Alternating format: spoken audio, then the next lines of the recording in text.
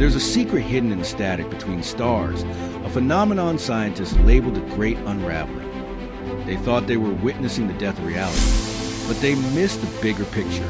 The twist isn't just a surprise, it's a paradigm shift. Get ready to find out if our entire existence is just a fortress built to survive an invasion from another universe. The cool Hawaiian night air wrapped around Dr. Aris Thorn like a familiar blanket as she adjusted the telescope at Mauna Kea Observatory. At 13,796 feet above sea level, the facility offered some of the clearest views of the cosmos available on Earth. For Aris, these quiet nights were sacred, a time when she could commune with the universe she dedicated her life to understanding. Aris was brilliant, even by astrophysicist standards. At 34, she'd already published groundbreaking papers on dark matter and gravitational anomalies. Her colleagues often joked that she could read starlight like others read novels. But tonight, something was different. "Another anomaly in Sector 7G, she murmured, rubbing her tired eyes. The screen before her displayed an unusual signal. Not a supernova, not a pulsar's regular beat, but something else entirely. It was a vibration, subtle yet persistent, echoing from the far reaches of space, as if someone had shaken the very fabric of the universe. She ran the data again, checking for equipment malfunction. The result remained unchanged. She named it the cosmic tremor, faint but undeniably present. It reminded her of ancient prophecies, warnings of danger without language. Aris remembered reading about the Maya calendar's prediction of the cycle's end, or how the Hopi people spoke of the day of purification approaching. Could this scientific anomaly be the modern incarnation of those ancient fears? She immediately sent her report to senior officials. The document landed on the desk of General Marcus Mark Vance at the Department of Defense. General Vance was a career military man who viewed the universe primarily as a strategic domain. "Dr. Thorn," he said during a video call, his face stern, "I'm not convinced we need to worry about some cosmic vibration. We have concrete threats on Earth." But Aris persisted. She contacted observatories worldwide, gathering data. The evidence was clear. This wasn't a local phenomenon. It was global, no, universal. While Earth grappled with this discovery at the Nexus, a massive space station in the far reaches of the cosmos, representatives of two ancient civilizations eyed each other with suspicion. On one side were the Kthar, a crystalline logical species that had mastered mathematics and physics. Their history was one of isolation and self-preservation. On the other were the Zylan, energetic, emotional beings known for their artistry and empathy. Centuries ago, a misunderstanding had sparked war between them, and they regarded each other as enemies ever since. The Kthar representative, Zenith, gestured to a data slab. "The Great Unraveling is confirmed by our data. It is an inevitability. The universe's fundamental forces are weakening." The Zylan representative, Lyra, emitted a sad melody as energy, a message that only the Kthar's advanced translators could comprehend. "We feel it," her message conveyed. "This is not merely physical decay. It is the pain of a soul." But centuries of separation had left them unprepared to face a common threat. They lacked trust. Each civilization studied the problem in isolation, neither attempting to work with the other. Fear and ego divided them, leaving them vulnerable to a shared danger. General Vance's skepticism persisted until a foreign object was detected in Nevada's high desert. It wasn't a meteorite. Radar showed it descending with controlled speed. It was a spacecraft, but not from any known country. Mark Vance rushed to the scene. The sight astonished him. The craft shimmered like crystal but bore deep scars, as if it had survived a terrifying battle. When his team opened it, they found a living being inside. It wasn't human. Its body was formed of geometric patterns, and it was transmitting a weak signal. This was where humanity's ignorance and growing space travel capabilities placed it on a path to cosmic reckoning. The craft had fled a distant battle and crashed here, bringing with it the danger Aris Thorn had already sensed. Earth was no longer alone. It had entangled itself in a game whose rules it didn't understand, with its very existence at stake.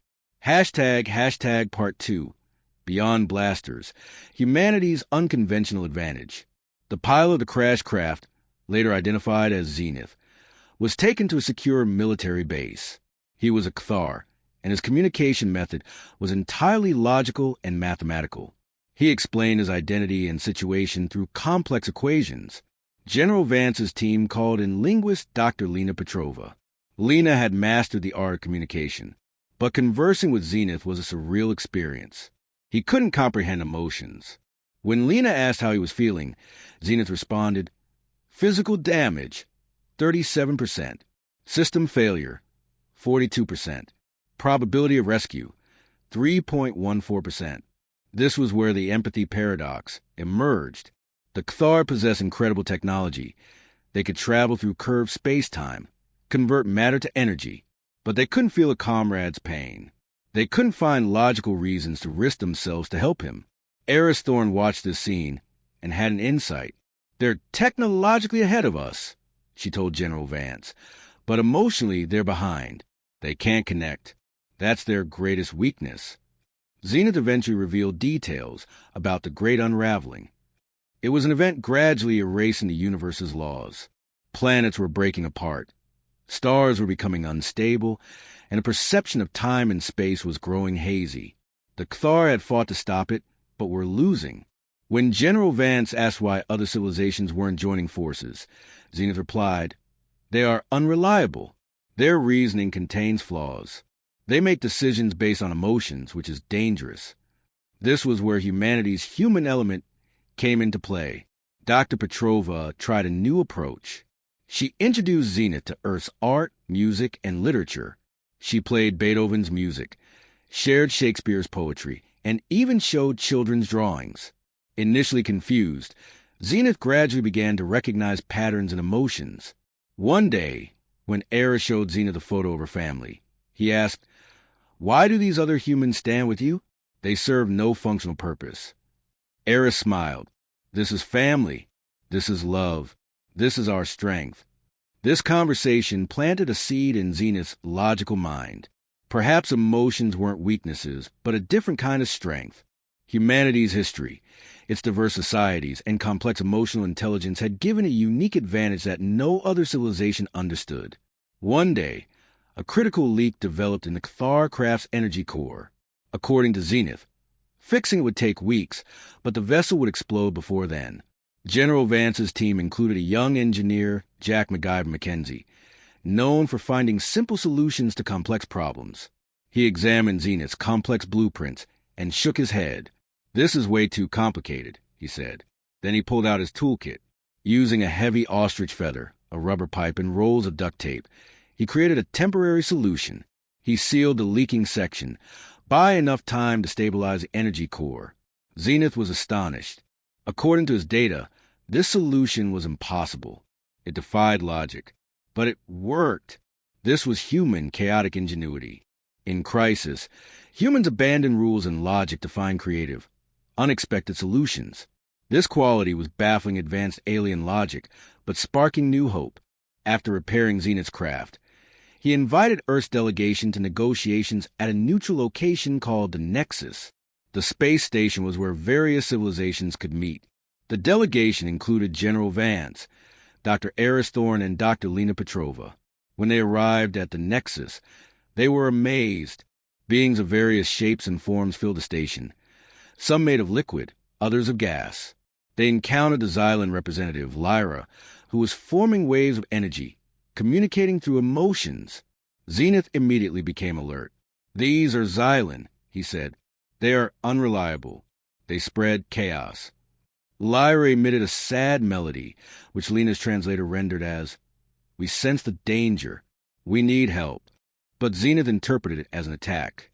"They're trying to infect us with their emotional chaos." This was a challenge of the impossible handshake. Two ancient enemy civilizations couldn't trust each other. Their biology, communication methods, and cultural norms were complete opposites. The negotiations grew heated. Tension between the Cthar and Zylan reached its peak. Any alliance seemed impossible. Then Aris Thorn stepped forward. She told Lena, "I think we're mistranslating. The Zylan don't speak in words. They speak in emotions." Aris looked directly at Lyra and said softly, "We understand you're afraid. We're afraid too. The Great Unraveling threatens all of us. Then she turned to Zenith. And you're afraid because you see emotions as beyond control. But isn't it possible this is a different kind of communication? Communication beyond logic? Aris acted as a mediator. She translated the Zylan's emotional waves into logical concepts and transformed the Ktharis logical data into emotional impacts. Gradually, both sides glimpsed each other's perspectives. They realized their shared vulnerability was bringing them together. The coming devastation was so immense that old hatred seemed trivial. They understood that alone they would lose, but together, perhaps they had a chance. As the Alliance's foundation formed, more unexpected allies arrived. One day, a massive, stone-like creature entered the Nexus. It was a lithivore, a silicon-based civilization millions of years old. They moved slowly and perceived time differently. Their message was simple. We have seen these cycles before. The universe lives and dies. But this time, something is different. This doesn't feel like a natural cycle. Then, another shocking event occurred. On the Nexus's main screen appeared a vibrant nebula. It wasn't an image, but a living entity. It was the Antari, a consciousness nebula. It communicated through patterns of light and gravity. The Antari's message contained a vision of the universe's history, from its birth to now. It showed how the Great Unraveling was caused by an external force, a power absorbing the universe's life force. This unexpected pairing, the crystalline Kthar, emotional Zylan, ancient lithivores, and vast Antari, along with newcomer humanity, form an impossible alliance united to save the universe's future.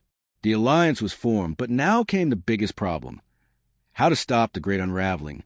A multi-species brainstorming session began. In a vast hall, representatives of all civilizations gathered.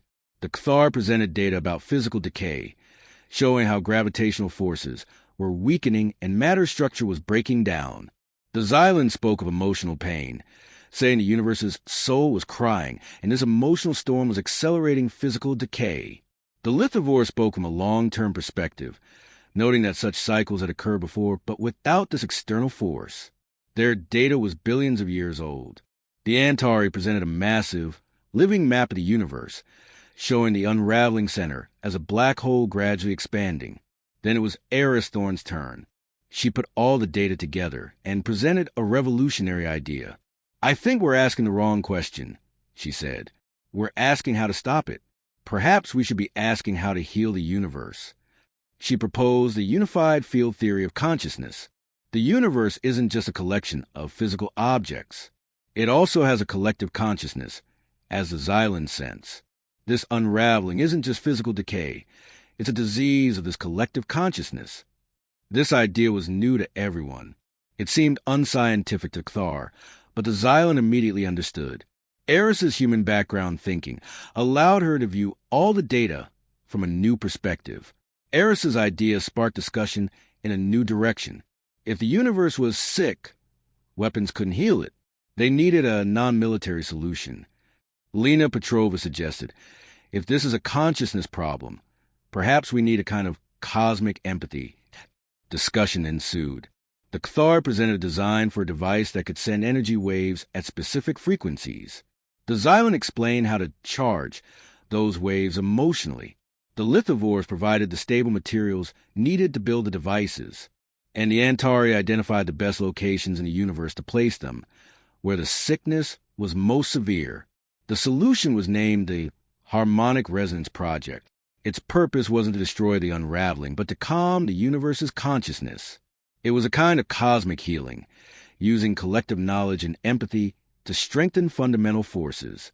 General Vance, who had initially favored only military solutions, was impressed. This is nothing like our war games, he said, but perhaps it's the right way. Sometimes, the biggest battles must be fought without guns. The first prototype of the harmonic resonance device was ready. Now it needed to be installed in a dangerous, unstable region, the center of the unraveling. A mixed team was assembled for this mission. Human navigators under General Vance's command, skilled in operating Zenith's repaired craft, Zenith and a Kthar companion, to oversee the device's technical aspects, and Lyra, presence energy to emotionally calibrate the device. The mission was perilous. In that region, time and space were unstable, but the team was united. Human navigators' chaotic ingenuity helped them navigate unexpected dangers. The Kthar's logical efficiency showed them the right path, and the Zylan's empathy kept them together. Finally, they reached their destination. They installed and activated the device. For a moment, nothing happened. Then a quiet, divine sound echoed through the universe. It was an explosion, but a deep, calming wave. On their dashboard, the cosmic tremor, signals gradually decreased. Chaos in that region was subsiding. This was the first brave step in cosmic preservation, and it had succeeded. The success of the first harmonic resonance device energized the Alliance. Now, all civilizations were working together. The Kthar used their technology to build more devices. The Zylan guided them emotionally. The Lithivores provided necessary resources, and the Antari directed them to the universe's most sensitive parts. And humanity? Humanity now played a central role. Human scientists, engineers, and diplomats had become the Alliance's backbone. Their ability to balance logic and emotion, their chaotic ingenuity, and their unwavering hope made them invaluable to other civilizations. A new era was beginning, the era of interspecies cooperation. Centuries of isolation and fear were breaking down before shared purpose. This alliance wasn't formed just to face a threat. It was a foundation for the universe's long-term peace and stability. On Earth, General Marcus Vance addressed a unified global council. His face showed both gravity and pride. "My fellow humans," he said, "until recently, we were caught up in our world problems. We thought we were alone. But today, we're part of a larger family, one that stretches to the stars." He paused and continued, "Our role has changed. We're no longer a regional species. We're a vital partner in maintaining the universe's balance. Our greatest strength is our humanity, our flaws, our emotions, our hope, and that's what sets us apart." Humanity's identity had transformed. It was no longer a mere observer, but an active participant. It had become the bridge of empathy for the universe, establishing dialogue between logic and emotion. At Mauna Kea Observatory, Dr. Aris Thorn once again gazed at the sky, but her perspective had changed. She wasn't just looking at distant stars. She was looking at the homes of her colleagues, the Kthar, Zylan, Lithivores, and Antari. She thought about how humanity's imperfections, its messiness, its passions, its chaos, had become its greatest strength. She considered how a small species had inspired an unprecedented alliance to save the universe. This wasn't just a story about aliens and spaceships. It was a story of unity, empathy, and ingenuity. It inspired all of us to think bigger. Aris noticed a twinkling star in the sky. Perhaps it was a harmonic resonance device healing the universe. And she felt the story wasn't over. It was just beginning. And everyone had a role to play. Because preserving the universe wasn't one civilization's job. It was everyone's job. And that was the most important lesson of this incredible story. 3 months after the first successful deployment of the harmonic resonance devices, Dr. Aris Thorn noticed something peculiar in the data streaming from the monitoring stations scattered across the cosmos. The Great Unraveling was indeed receding in the areas where they had activated the devices, but at the edges of these stabilized zones, something new was happening. "General Vance, you need to see this," Aris said during their weekly briefing. She pulled up a complex visualization showing the universe's state. The stabilized regions appeared as islands of calm in a sea of chaos.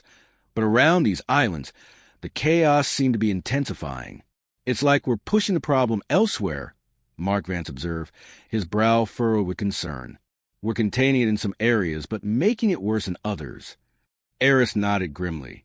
"Exactly. And there's more. I've been analyzing the pattern of how the unraveling spreads, and it doesn't behave like a natural phenomenon. It responds to our interventions too strategically, too intelligently." The implications were chilling. If the unraveling wasn't a natural cosmic process but something with intent, then their efforts might be provoking it rather than healing it. The next meeting at the Nexus was tense. Representatives from all civilizations gathered to discuss Aris's findings. Zenith, the Cthar representative, projected complex mathematical models. The data suggests a feedback loop. Our harmonic resonance devices are creating stability in targeted regions, but this stability appears to increase the unraveling's intensity in adjacent areas by a factor of 3.7. Lyra, the Zylan delegate, emitted waves of distress. We sense growing pain in the universe. It's as if we're treating symptoms while the disease spreads beneath the surface. The Lithivore representative, who had remained silent for most of the meeting, finally spoke through its translator. We have witnessed cosmic cycles before. Birth, growth, decay, renewal. But this feels different. This feels like resistance. The Antari, whose consciousness spanned galaxies, shared a vision that left everyone in stunned silence. It showed the universe as a living organism, with the unraveling not as a disease, but as an immune response, fighting something the Alliance couldn't yet perceive. If what you're saying is true, General Vance said slowly, we're not healing the universe. We're interfering with its defense mechanism. As the Alliance grappled with this revelation, Zenith received an urgent transmission from Cthar Prime. When he shared its content with the Council, the implications were staggering. The Cthar had been conducting deep space observations beyond the areas affected by the unraveling. Using their advanced gravitational wave detectors, they had discovered something impossible, a presence from outside their universe. We detected quantum fluctuations that shouldn't exist, Zenith explained, projecting images of distorted spacetime. Something is bleeding into our reality, something that operates by laws we don't understand. The Antari confirmed this with terrifying clarity. It shared another vision of their universe as one bubble among infinite others, with something pressing against theirs from the outside, trying to break through. The unraveling isn't a decay, Aris whispered, the realization hitting her like a physical blow. It's a quarantine. The universe is trying to contain an infection from outside. Lyra emitted waves of horror, and we've been weakening the quarantine walls with our healing efforts. The Council faced an impossible choice.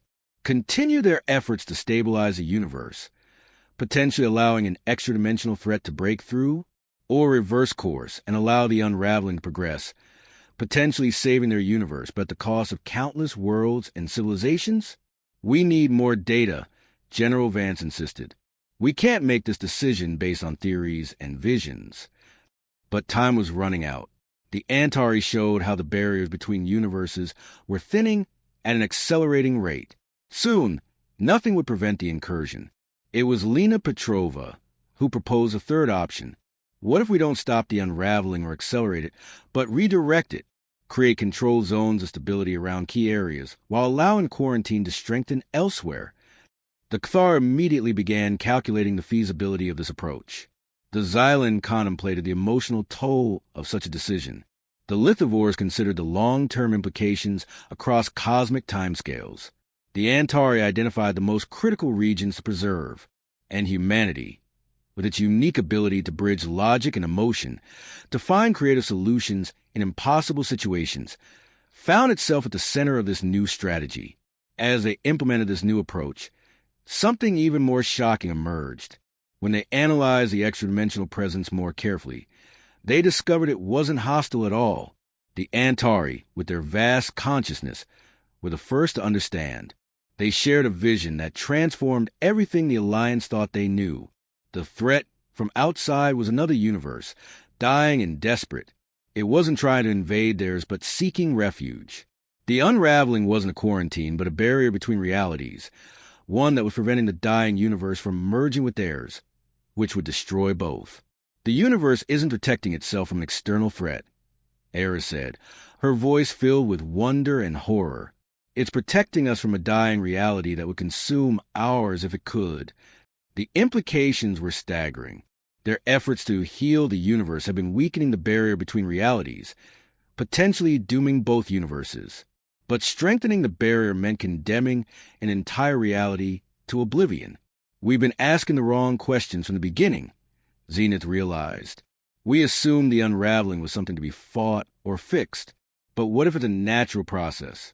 What if it's the universe's way of maintaining balance between realities? The Alliance faced an ethical dilemma unprecedented in cosmic history. save their universe by strengthening the barrier, or find a way to help the dying universe without sacrificing their own. Humanity, with its experience of moral complexity and ethical dilemmas, found itself uniquely positioned to navigate this challenge. Dr. Petrova proposed what she called controlled resonance, not stopping the unraveling or strengthening it, but finding a way to communicate across the barrier.